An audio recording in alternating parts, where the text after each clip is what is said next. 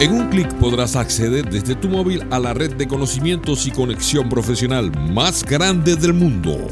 Aquí podrás interactuar con nuestro muro, foros, noticias y artículos, INSPENET Televisión, Business Directory y próximamente Jobs. Nuestra tecnología está en tus manos, reuniendo el talento, las tendencias, experiencias, oportunidades y los contenidos para conectar y brindar soluciones a la industria. Descarga ya tu aplicación inspenet.com.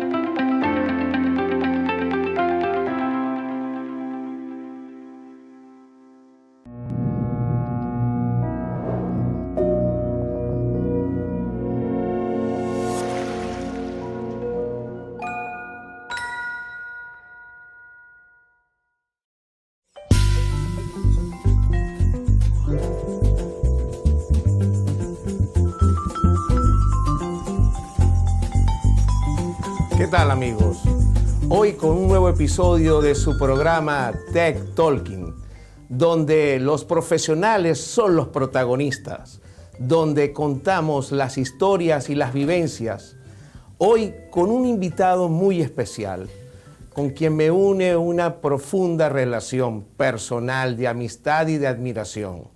Hoy nos acompaña el ingeniero Marcos Prol, un profesional venezolano con más de 20 años de experiencia en el área de inspección, integridad y todas las áreas que conllevan a la toma de decisiones importantes para garantizar el buen uso y el buen mantenimiento de los equipos que forman parte de la refinería. Marco, ingeniero industrial, con posgrado en detección y diagnóstico de fallas en sistemas dinámicos. ¿Qué tal, Marcos? Bienvenido a tu programa Tech Talking. Muchas gracias. Gracias por aceptar la invitación. Claro que sí, siempre.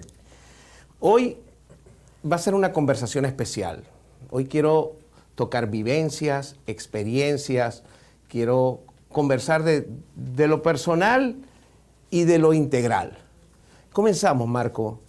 ¿Cómo ha sido tu historia desde aquel inspector, ingeniero recién graduado Nobel, al hoy reconocido instructor y consultor latinoamericano que en estos 20 años de trayectoria ha hecho un gran aporte y está dejando un legado para el gremio de inspección? Contémosle a nuestros usuarios, a nuestros televidentes, de tu vida, de tu experiencia. Inspiremos a las nuevas generaciones. Bueno, muchas gracias, Guido.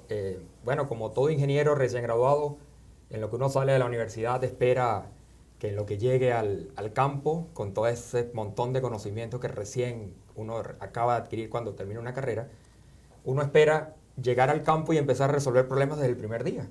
Y que con toda esa matemática y física y todo lo que se estudia en una carrera de ingeniería, uno esperaría, como le digo, tener un buen desempeño desde que llega.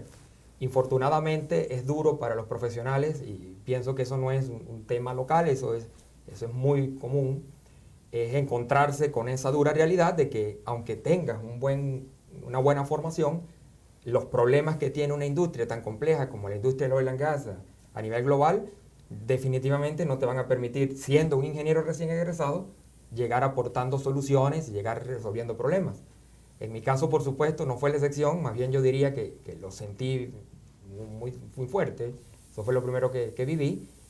Y bueno, al principio fue una decepción muy grande porque, aunque yo, era recién graduado de una universidad en una carrera que me gustó mucho, no podía ofrecer soluciones o alternativas cuando se me exigía eso en el trabajo cuando inicié.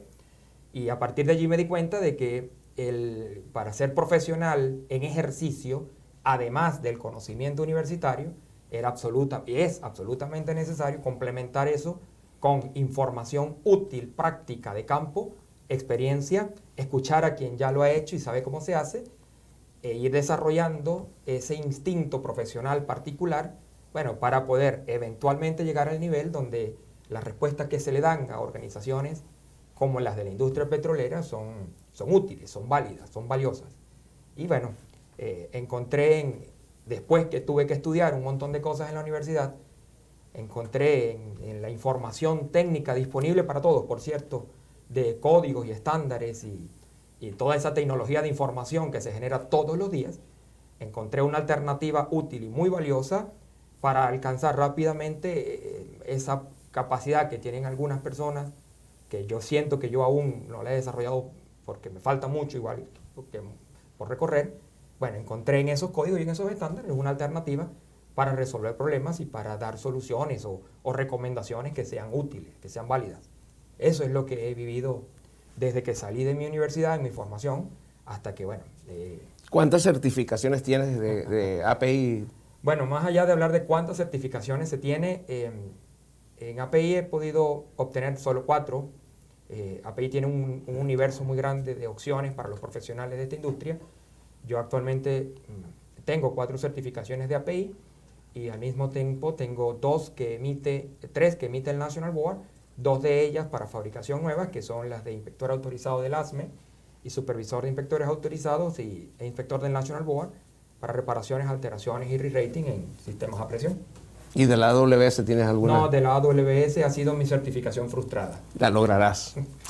Nunca la he presentado, pero ha sido un objetivo que he ido postergando hasta que eventualmente, bueno, en algún momento voy a tener que ponerme serio y por tomar favor. ese examen, ¿no? Bueno, serio siempre lo ha sido, una persona muy seria.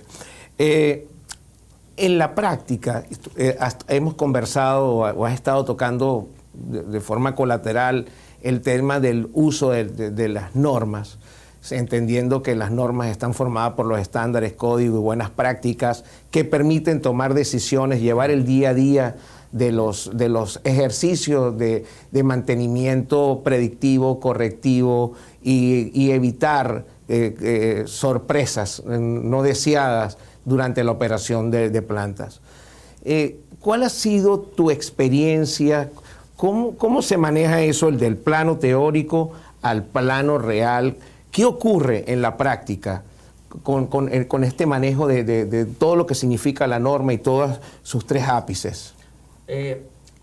Con frecuencia, una de las cosas que yo más hago con frecuencia dicto cursos y por supuesto también voy al campo, ¿no? Trato de dividir mi tiempo más o menos 60% dictando clases y 40% haciendo trabajos de campo. Me gustaría que fuese más, pero he encontrado un balance útil ahí. En los cursos es muy común que las personas pregunten qué es un código, qué es un estándar y qué es una práctica recomendada. Y podemos pasar aquí toda la mañana o toda la tarde definiendo lo que es un código, un estándar o una práctica recomendada, pero yo estoy seguro que todas las personas que están viendo o que van a ver este video o esta entrevista pueden encontrar muchísima información y ya la tienen de esos conceptos. A mí me preocupa más algo que he podido palpar en el día a día, en cursos o inclusive en las mismas instalaciones, y es que algunos profesionales, aunque conocen muy bien el documento o los documentos que se tienen que leer, se los han leído, los han estudiado, existe muchas veces un divorcio, una no comunicación, una falta de comunicación entre lo que dice ese documento y cómo lo llevo a la práctica. Entonces, convertir en un hecho práctico lo que está escrito en un estándar, en un código o en una práctica recomendada, convertirlo en una recomendación que tiene que ser una recomendación que sea segura y confiable, de rápida ejecución y económica, es precisamente lo que yo personalmente he notado que ha sido lo más difícil para los profesionales que usan un estándar API o que usan una práctica recomendada o un código. Independientemente entonces, si podemos o no definir lo que es un código, una práctica recomendada o un estándar, mi recomendación clara para todas las personas que usan estos documentos es que hay que leerlos completos, hay que entenderlos completos y hay que usarlos. Cualquier otro orden está prohibido, no se debe. Y poder transformar en un hecho práctico, en recomendaciones, que finalmente es lo que nosotros hacemos como inspectores, poder transformar en un hecho práctico, palpable, útil y valioso para la organización en la que estamos, esa información, esa tecnología de información es lo que es valioso. Conocer el documento es útil, pero aplicar el documento es lo valioso. Y a mí me preocupa que yo he visto muchos profesionales preocupados, valga la redundancia, por certificarse. Yo quiero estar certificado con API, yo quiero certificarme con el ASME, con el National Board o con AWS. Y yo siempre les digo, pero antes de tomar ese examen, asegúrate de leerte esos documentos, entender esos documentos y usarlos de manera práctica. Y después que logres todo eso, sí, vamos a la certificación. El proceso de certificación es importante, es necesario, pero no es suficiente. Eso es lo que yo he notado en la práctica con el uso de estas normas que, bueno, que son un poquito difíciles de leer, aparte que tenemos la barrera del idioma en algunos casos, pero doy por descontado de que esa barrera ya no existe, porque el profesional latinoamericano es un profesional completo. Estoy convencido de que casi todos manejan al menos el idioma inglés casi como una lengua natural, lo leen muy bien. Entonces, después que tú superas la barrera del idioma, te llega la verdadera barrera, y es que esos códigos no están, o esos documentos no están escritos con un lenguaje sencillo. Están escritos de una manera muy técnica, y entenderlos y usarlos es donde está el valor agregado, y es lo que trato yo de que cada persona lo haga de esa manera, ¿no?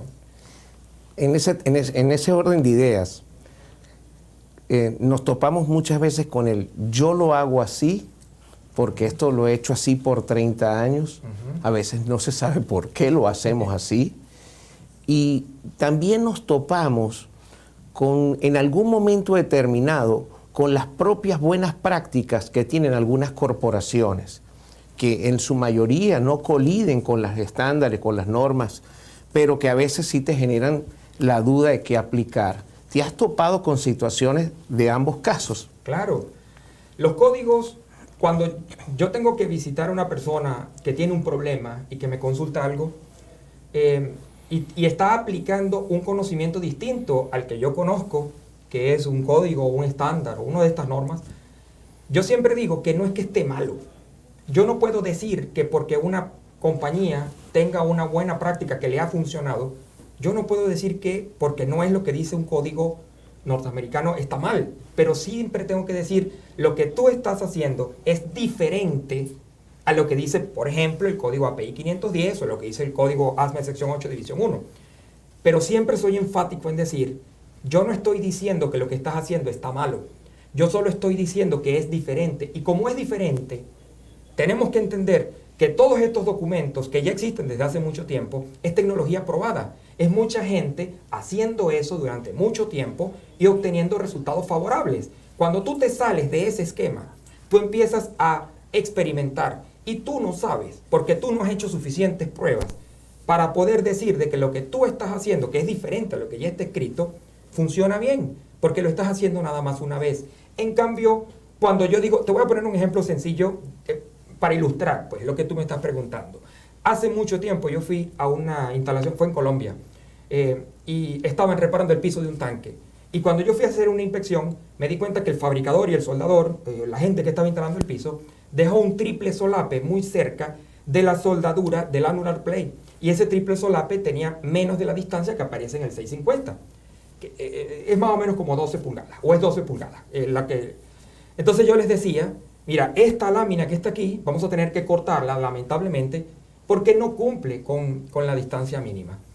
Y ahí surgió esa frase que tú acabas de mencionar. Llegó alguien y dijo, pero es que yo tengo 30 años haciéndolo así. Típico. 30 años, y es que siempre lo he hecho así. Y yo le he dicho, y yo le respondí, mire, yo respeto su experiencia. Yo no estoy diciendo que lo que yo le estoy proponiendo es la verdad absoluta, pero yo sé que el documento de donde yo saqué la información, cuando se hace de esa manera, los tanques no fallan. Pero cuando lo hacemos de la manera que usted lo está haciendo, usted solo, durante 30 años, no lo sabemos porque es muy poquita data para juzgar el desempeño de ese tanque para toda la vida. Porque el dueño de este tanque no espera que este tanque funcione en los próximos 2 años, espera que este tanque funcione en los próximos 30 años. Y si en ese periodo el tanque está completamente lleno, tenemos un terremoto de una magnitud importante y el piso no se puede deformar adecuadamente porque quedó con una restricción muy grande por el montón de soldadores que están ahí cerca, a lo mejor ese piso se agrieta y todo el tanque se rompe. Y a lo mejor eso no le ha pasado a usted en 30 años, pero sí le pasó al resto de la población del planeta desde 1930 o 13, desde que salieron estos códigos, y ya se dieron cuenta de que menos de 12 pulgadas no es conveniente. Esas cosas son las que, con las que hay que... Y son de convivencia diaria. Yo quisiera aprovechar este momento para tocar un punto que en nuestros países latinos, en algunos casos hay ciertos avances, pero en otros casos se pueden convertir en un problema. Y es compaginar las legislaciones locales con las buenas prácticas, los códigos, los estándares que conforman normas que recogen también experiencias en países del primer mundo y que van acompañadas también dentro de unas políticas legales que obligan a dar respuesta a situaciones que han hecho que se conforme la experiencia y se redacten códigos específicos o normas específicas que rigen determinados temas. Pueden ser inspecciones basadas en riesgo, puede ser inspección de tanque, puede ser cualquier punto que tengamos. ¿Cómo ves, tú que has hecho un periplo por Latinoamérica, la influencia positiva o negativa del manejo adecuado de las legislaciones locales y la propensión al uso de estándares? ¿Cómo has sentido eso? Bueno, en muchos países en Latinoamérica tenemos leyes específicas para integridad mecánica. El objetivo de esas leyes, al igual que los códigos que utilizamos, es el mismo. El primero es evitar que la gente se muera, evitar lesionar a las personas, evitar eso, la seguridad de la gente. En segundo lugar, evitar contaminar o maltratar al medio ambiente. Y en tercer lugar, por supuesto, el negocio. Porque si el negocio no funciona, entonces no importa cuántos códigos, estándares o normas. Exactamente. Sí. Latinoamérica tiene países, o todos los países de Latinoamérica, quiero decir, que han desarrollado leyes específicas para integridad mecánica. Venezuela tiene una ley de calderas. Venezuela tiene una ley una norma técnica muy primitiva, si cabe la palabra. Colombia la tiene, Argentina tiene sus resoluciones específicamente para integridad mecánica. Hablan de calderas, te explican cómo tienes que inspeccionarlas, te explican cómo tienes que repararlas. Algunas hablan de recipientes a presión, otras hablan de tuberías, y en definitiva, todos los países en Latinoamérica, en mayor o menor medida, Chile tiene un buen desarrollo en ese marco jurídico. ¿Qué es lo que me preocupa? O al menos qué es lo que yo he visto, que la tecnología avanza muy rápido, que lo que funciona hoy en un código, en un estándar, no necesariamente funciona, o en una ley, no necesariamente funciona dentro de 4 años. Cuando el huracán Katrina, por ejemplo, quedó demostrado que muchos aspectos de diseño de los tanques de almacenamiento atmosférico no eran adecuados. Y API 650, por ejemplo, que es un estándar, tuvo que hacer una cantidad de cambios importantes porque se pudo poner a prueba por primera vez desde que se escribe ese documento, en un escenario real, a condiciones de carga plena, que había un montón de espesores y dimensiones que no eran útiles. Entonces hubo que modificar el 650. Lo mismo pasa porque esos documentos en aquellos países se interpretan en algunos casos como la ley, o son la base para redactar contratos que se convierten en ley. En Latinoamérica queremos hacer lo mismo. Y hay países que han hecho un esfuerzo sincero, un gran esfuerzo por crear resoluciones, leyes, estándares, para regular ese marco. Pero ¿qué sucede? Que se escriben y se abandonan. Y se hace un esfuerzo muy grande por promulgar una ley para poner en control la inspección o el uso de componentes a presión, oleoductos, tanques, recipientes, lo que fuere, y eventualmente se termina descuidando tanto que te empiezas a encontrar con leyes de 1983, donde todavía piden que sometan a pruebas hidrostáticas de altísimo esfuerzo a componentes que han estado en servicio por mucho tiempo, y créeme que eso es un ejemplo de cosas que es obsoleto. Yo tengo que ir actualizando la ley, que es un requisito técnico, la tengo que ir actualizando con la información, con la tecnología de información, periódicamente, y con lo que funciona y no funciona. Allí es donde yo creo que en Latinoamérica estamos fallando con el tema de leyes, códigos y estándares, y me parece que si nos ponemos un poco más serios y de verdad formalmente comenzamos a mantener esas leyes, definitivamente vamos a alcanzar en muy poco tiempo un estatus bien aceptable en materia de legislaciones, códigos y estándares para los sistemas a presión que todos los países de Latinoamérica tienen. Yo en lo personal siento que las leyes deben ejecutarse y hacerse también para que se cumplan y que puedan ser cumplidas. Hay algunos casos que están en revisión de las leyes y nos topamos con que se quiere ser aún más estricto o mucho más complejo de lo que la práctica nos lleva. Tú tocaste un tema, tenemos que ser serios, tenemos que ser continuos, tiene que haber la continuidad, pero también tiene que haber de parte de la industria la voluntad de propender a compartir prácticas, convertirlas en opciones y formas de trabajo debidamente estandarizadas, llámense dentro de un marco regulatorio que sea una ley, o llámense buenas prácticas, llámense código, llámense estándares. Eso hay que apoyarlo en todas sus instancias y no hay que dejarlo en el abandono tampoco, porque cuando tú tienes una iniciativa donde tú empiezas de alguna manera a diagramar el control de una actividad de manera de evitar accidentes o daños a las personas o las comunidades, esto también tiene que pasar por la actualización tecnológica. Y hablando de la tecnología, siendo tú un pedagogo y un consultor activo de vasta experiencia, nos topamos también con prácticas como la del Fitness for Services. Eres una de las pocas personas que tienen la certificación de Fitness for Services, que estás activo haciendo trabajos para Latinoamérica en esa área. Cuéntanos una historia, comparte una historia, una vivencia de la aplicación del Fitness for Services, cómo esta ayuda en algunos casos a resolver diatribas o problemas en la medida que tú puedas contar las historias dentro de las posibilidades que caben.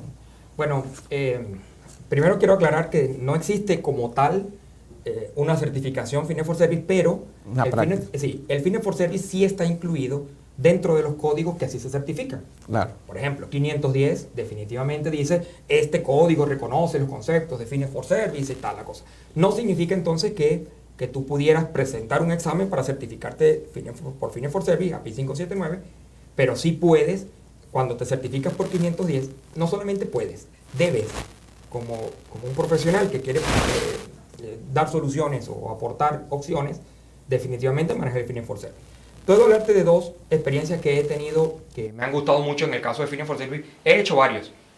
Una es una compañía, no me gustaría nombrar los detalles para no comprometer, pero te nombro el caso. Una compañía fabricó un recipiente a presión, acero inoxidable 316, la transportaron por una ruta gigantesca, más o menos unos 8.000 kilómetros desde donde se produjo hasta donde su sitio de uso, de función. Cuando llegó al cliente final, el inspector del cliente final y la torre, era una torre, venía estampada. Traía sellos, traía papeles, traía firmas, traía todo. Y no es que quiera decir que algo que tenga una estampa o una firma no sirve, sino que quiero decir claramente de que todos los procesos son susceptibles a que se cometan errores porque son llevados por seres humanos y la perfección no existe. Entonces hay que entender que la ingeniería existe o la ingeniería es una forma de encontrar alternativas y soluciones para aquellos casos que no son perfectos, que son todos. Es decir, algo tiene que ser suficientemente bueno para que funcione, pero no tiene que ser perfecto. Entonces cuando llegó la torre, a donde el inspector se dio cuenta que el cabezal superior con el casco tenía unas deformaciones. El dueño de la torre dijo, yo compré una torre nueva, yo no voy a aceptar una torre con deformaciones. La soldadura que une el cabezal superior con el casco tenía deformaciones. Entonces el dueño dijo, yo no voy a recibir esa torre, después de haber sido transportada 8.000 kilómetros. Una torre de 36, 38 metros de longitud, de altura, de 2,5 metros de diámetro, 3/4 de pulgada de espesor, 3,16. Después que la transportaste 8.000 kilómetros, te va a llegar alguien y te va a decir, no, yo no la acepto. Entonces el que fabricó la torre dijo, bueno, vamos a llegar a un acuerdo, una solución. Tú contratas un Fitness for Service, parte 8 en este caso, tú contratas un Fitness for Service y yo lo voy a cancelar, yo lo voy a pagar, para que no haya el conflicto de intereses de que yo lo contraté y yo lo pagué, entonces el resultado del Fitness for Service me favoreció. Tú contrátalo. Si el Fitness for Service llega a la conclusión de que la torre puede operar de manera adecuada con esa deformación, le colocamos el sello de reparación, el sello R, que está descrito en el National Board, en el N23, y la ponemos en funcionamiento. Y yo me encargo de los costos del análisis de Fitness for Service. Si el Fitness for Service llega a la conclusión de que esa torre no soporta la presión que está estampada en la placa por la deformación que tiene el cabezal y la soldadura con el casco, entonces yo me comprometo a reparar la torre por completo. Obviamente, el que estaba fabricando la torre sabía, porque ya había hecho los cálculos, de que con un Fitness for Service nivel 3 o nivel 2 se iba a poder encontrar un resultado favorable. A mí me tocó hacer ese cálculo. Y definitivamente el cálculo daba, y es lo bueno de la ingeniería, que es un cálculo, es una conclusión, no es mi opinión. El cálculo daba como resultado que aún la torre podía operar a la MAWP estampada sin problema con esa deformación. Es un caso donde con ingeniería ambas partes quedan satisfechas. Otro caso que puedo nombrar... Le dieron descuento. Bueno, no sé si le dieron descuento, no, porque, pero me gustó mucho el caso porque es un ejemplo. Es un ejemplo que con ingeniería, que con conocimiento, que con experiencia se resuelven problemas serios en la industria. Y dar una respuesta de ese tipo a partir de un conocimiento, de algo que está escrito en un texto, sea cual sea, es emocionante. Más que emocionante, es el objetivo. Sí. Porque aplicar el conocimiento es el objetivo. Así es. Y bueno, también estuve participando en otro caso de otra compañía en Latinoamérica que también tenía una torre, por cierto, donde no me lo van a creer, bueno, no sé si me lo creen o no, ¿no? Pero donde era una torre que tiene 43 metros de altura, 3 metros y medio de diámetro, 1,25 de pulgada de espesor, algo así como 41, 42 milímetros de espesor de pared, acero de carbono, 516, SA 516 grados 70, normalizado. Es una torre despojadora, es una torre de gas, donde se inyecta amina en contracorriente con el gas para secuestrar H2S. Es una torre despojadora de amina. Despojadora. Sí. Básico. Bueno, donde, les repito los datos, 43 metros de alto, 3 metros y medio de diámetro, 41 o 42 milímetros de espesor de pared, y donde se colocaba el palpador de ultrasonido para hacer Face Array, que es un aparato relativamente pequeño, donde tú lo colocaras, había grietas por Higg y grietas por SOHIG. Y es algo difícil de entender, es algo difícil de asimilar. Y el dueño de eso estaba muy preocupado porque una torre de ese tamaño tú no la encargas en la ferretería de la esquina. Tú no le dices a tu departamento de mantenimiento, bueno, ve y cómprate otra torre y ponla aquí. Fue la primera vez en mi vida, en mi carrera, que yo tuve que dar una recomendación que dice reemplazar 100% el equipo. No había alternativa. No se reparan grietas por Higg en el 100% del equipo. Eso no existe. Y el dueño dijo, pero es que si yo tengo que reemplazar el equipo, yo no lo puedo reemplazar en 2 días. No lo puedo reemplazar ni siquiera en 2 meses. Yo se le podía bajar la carga y operar con la carga. Pero entonces, ¿cómo haces tú un cálculo tan complejo? Allí también utilizamos el Fitness for Service para darle una respuesta a esa compañía que tenía por ley, porque en Latinoamérica hay algunos países que te obligan por ley a presentar un análisis técnico que demuestre que tú lo puedes seguir usando, inclusive a una carga reducida, sin el riesgo de que vaya a explotar y vaya a borrar del mapa a toda una comunidad. Porque ese tipo de fallas catastróficas no son de las que te llevan a un incendio que tú puedas controlar rápido. Una carga de gas en una torre de ese volumen, la connotación, bueno, entonces el impacto es demasiado alto. Entonces utilizamos el Fitness for Service. La ingeniería. Y la ingeniería, los cálculos y el análisis, y tuvimos que desarrollar cómo vamos a evaluar una torre tan grande, con tanto defecto, con tanto daño, para poder dar una respuesta, para encontrar la zona que es la que va a limitar la presión. Fue un trabajo de un equipo muy grande, gente muy profesional en emisión acústica, gente muy profesional en Face Array, pero cuando digo muy profesional, la experiencia que tuve en ese trabajo fue increíble. El personal de la planta por completo, desde los operadores, los inspectores, los ingenieros, de un nivel altísimo, y eso es hecho en Latinoamérica. Y yo quedé muy, o sea, que con la emisión acústica detectaron los puntos de mayor activación de la corrosión y en esos puntos le aplicaron Fitness for Service para poder... Hicimos el Face Array y tuvimos que, obviamente, utilizar hasta el último recurso que estaba en Fitness for Service 579, parte 7, parte 9, nivel 3. Hay un ingeniero muy bueno también que hizo los análisis de elementos finitos, también latinoamericano. O sea, te puedo decir que fue un trabajo muy complejo. Y en equipo. Con un equipo multidisciplinario donde todo el mundo sabía lo que tenía que hacer, se leía y se estudiaba todos los días, se discutía todos los días, y la torre estuvo más o menos 1 año en servicio, tuvo mucho tiempo en servicio, pero desde que comenzó el análisis, que se puso la situación muy crítica, más o menos 1 año, hasta que pudo llegar toda una nueva torre y poder reemplazar aquella que... Extraordinario. Sí. Es una historia. Son dos ejemplos que te puedo dar de... No, valiosísimo. Yo creo que de esto se trata, de poder compartir vivencias e historias. Y eso es lo que buscamos en inspenet.com y en Inspenet Televisión y en su programa Tech Talking. Queremos compartir las experiencias de estos grandes profesionales donde los protagonistas son ellos, los que llevan el día a día. Y para cerrar, Marcos, quisiera tu opinión en un mundo cambiante, en esta realidad de que estamos ávidos de conectarnos, que estamos conversando de Latinoamérica y que estamos en una propuesta tecnológica como lo es inspenet.com global. ¿Qué piensas tú de nuestro aporte a la humanidad, al gremio de ingenieros y de inspectores, con nuestra propuesta de conectar y mantener vigencia y actualizado a toda la comunidad de ingenieros, inspectores, consultores y empresas que hacemos vida a lo largo y ancho del globo terráqueo? ¿Qué piensas tú de nuestra propuesta?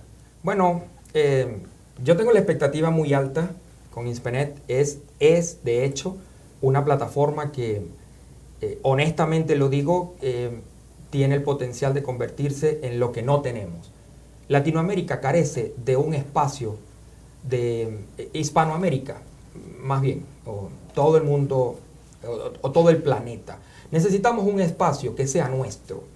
Existen otros espacios similares, pero específicamente en el área de integridad mecánica no hay.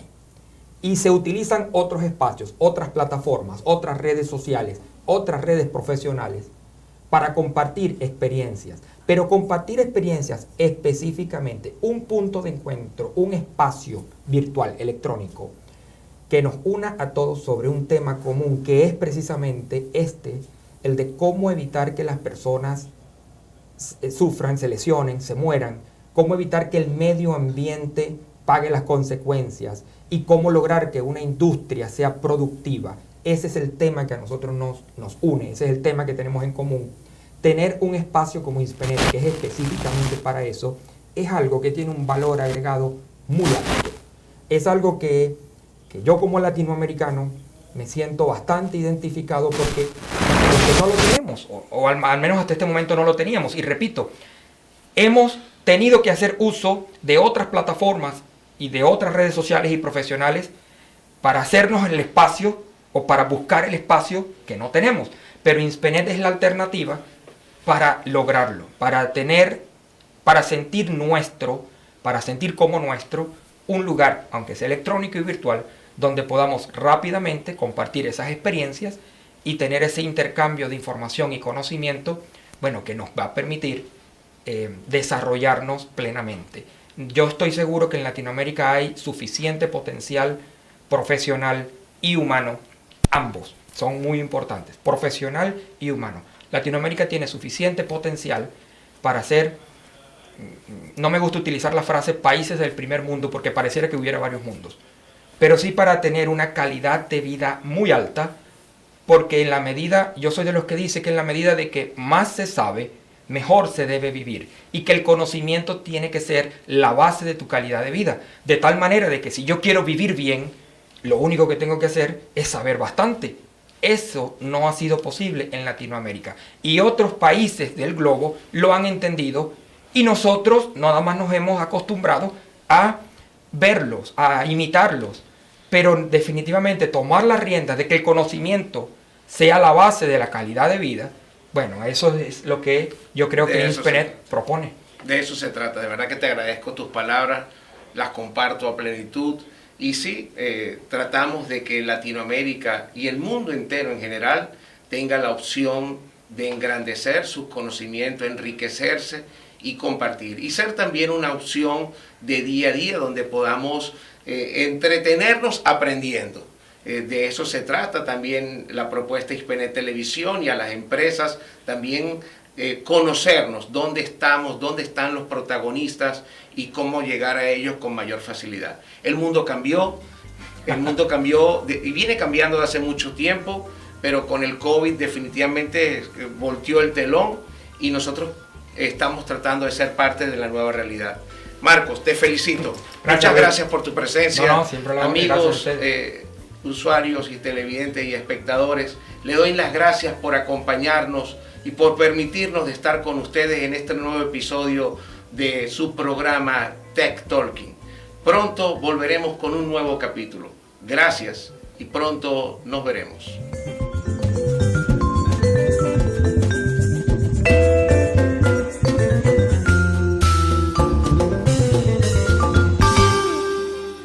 Un indicador es una expresión usualmente de naturaleza cuantitativa, es decir, numérica. En los complejos mercados actuales, la calidad se ha constituido en una estrategia de negocio fundamental para alcanzar el éxito organizacional y ser competitivo. Soy Juan Lugo Marín y desde la sección de e-learning de ISPENET te invitamos a participar en nuestro programa gerencial en la implantación de sistemas de gestión de la calidad según la norma internacional ISO 9001-2015. A lo largo de este diplomado te proveeremos de metodologías, herramientas e instrumentos probados que te permitirán acometer con éxito un proyecto de implantación ISO 9001 en el seno de tu organización.